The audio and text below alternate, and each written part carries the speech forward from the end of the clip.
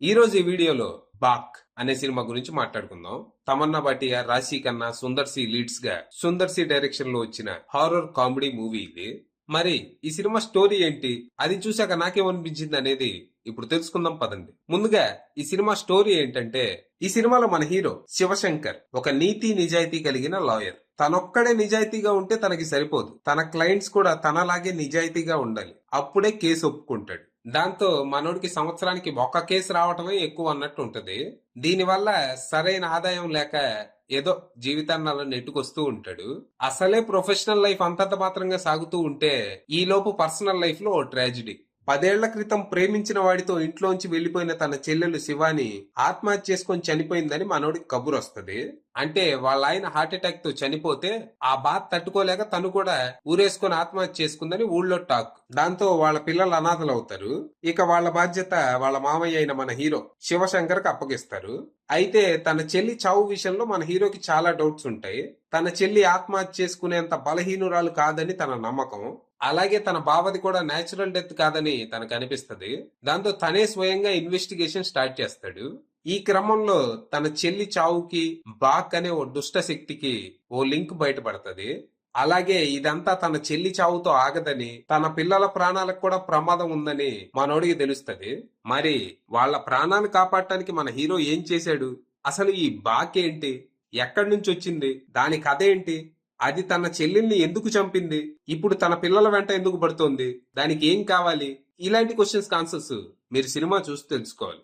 ఇక ఈ సినిమా చూసాక నాకేమనిపించిందంటే, ఓకే కాసేపు టైం పాస్ అనిపించింది. బేసిక్ గా ఇది ఒక రొటీన్ రివెంజ్ మూవీ. ఏదో అస్సాం నుంచి కొత్తగా బాక్ అనే దెయ్యాన్ని ఇంపోర్ట్ చేసుకున్నాం అనే పేరు తప్పితే ఆ దెయ్యంతో కూడా పాత పులిహారే వండారు.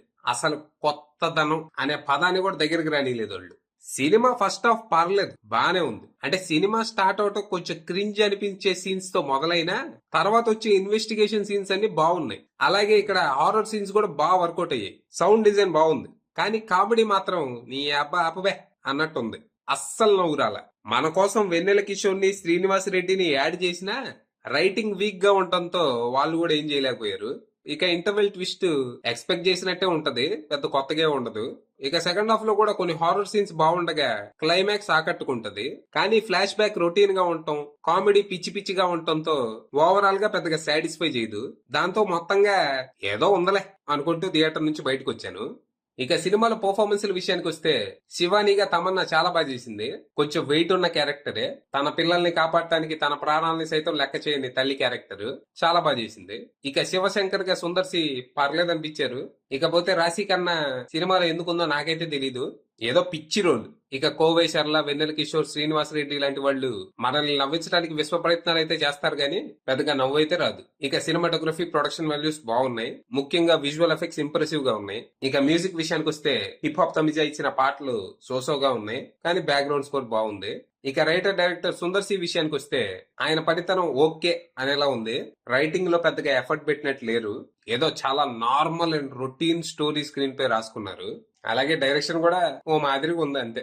ఫైనల్ గా చెప్పేది ఏంటంటే, నాకైతే సినిమా అట్టట్టా ఉందనిపించింది. నాకట్టా అనిపించిందని మీకు కూడా అట్టాకే అనిపించాలని ఏం లేదు. ఏమో మీకు ఈ సినిమా బహుతచ్చా అనిపించొచ్చేమో. రైమింగ్ కోసం ప్రయత్నించినందుకు క్షమించాలి. అది విషయం.